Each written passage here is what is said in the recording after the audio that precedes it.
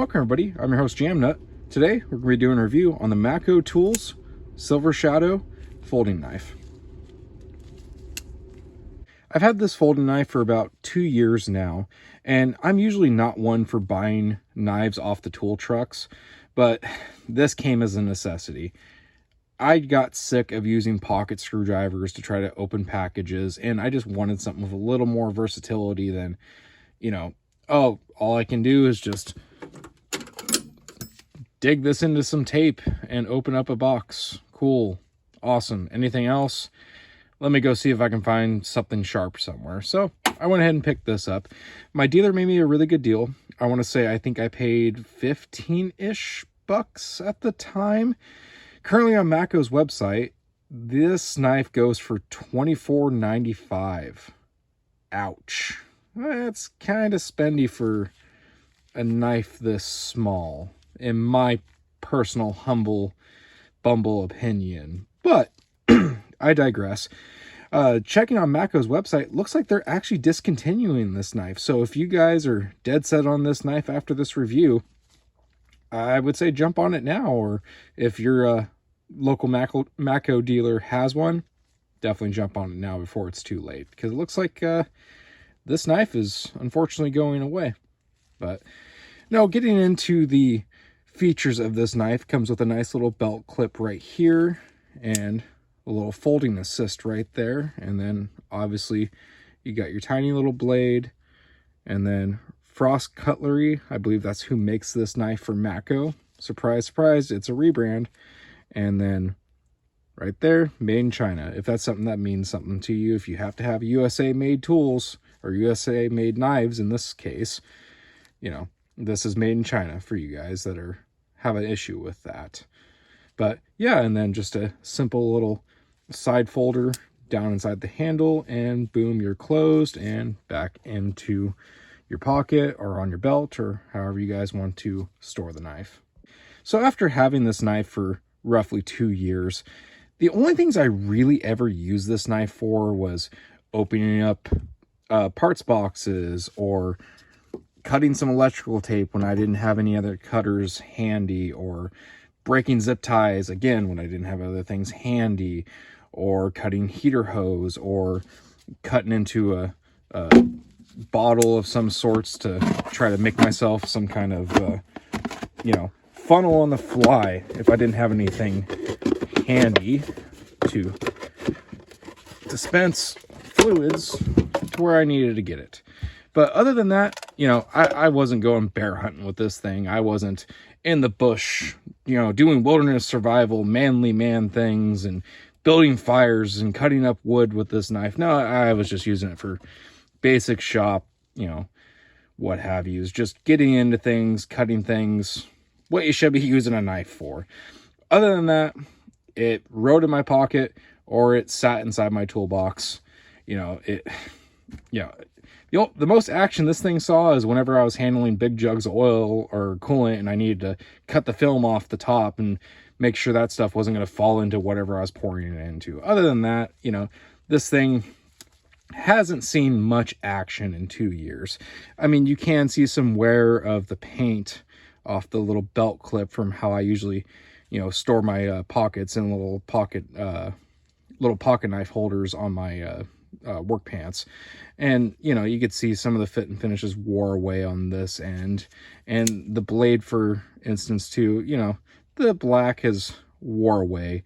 And of course I've sharpened this knife a few times, but kind of getting into things with that is I've been actually pretty surprised I've had to sharpen this knife so much, but we'll get into that discussion a little bit later. But yeah, for the most part, that's all I really use this knife for. Nothing crazy, nothing fancy. It's a knife, it cuts, it does what it needs to do. That's as far as that one goes. It's nice and compact, so at least it's easy to carry around. It's not a, big giant, oh really, Rambo knife. It's just basic, small, compact. It does what it needs to do. Now getting into the cons of this knife, and I'm sure what I'm about ready to say, I'm going to generate some discussion in the comments from the cutlery skills I just displayed on that oil bottle, but hear me out. Promise I got a point to make here. This knife has almost set me into the ER a few times. Now, it's all because of the little flip out right here. There's been several times I've been crawling underneath vehicles and this little flip out triggered and opened up in my pocket. Now, it didn't fully come out like this. It usually got stuck about halfway like that.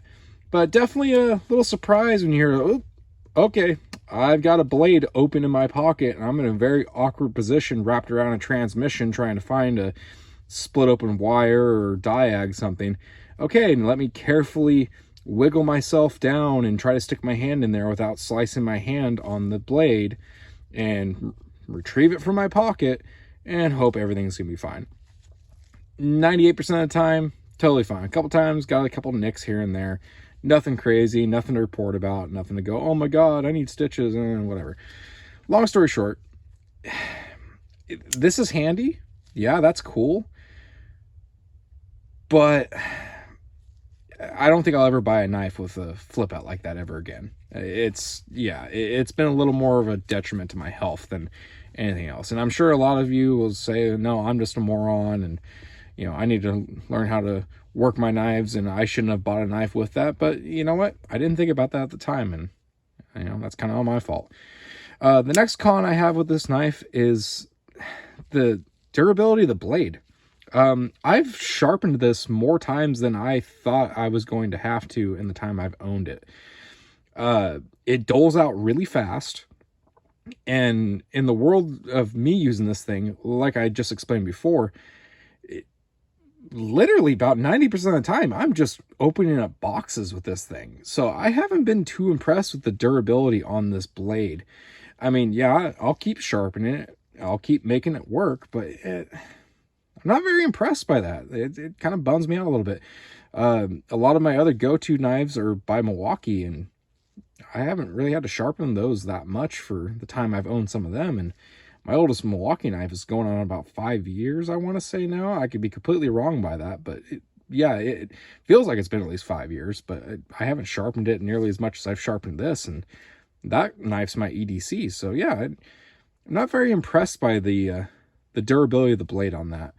But as far as everything else goes with this knife, the pocket holder, the fit and finish, and I guess I didn't even really get into, you know, the hole you could put paracord through because you're a survivalist and a badass and all that kind of jazz.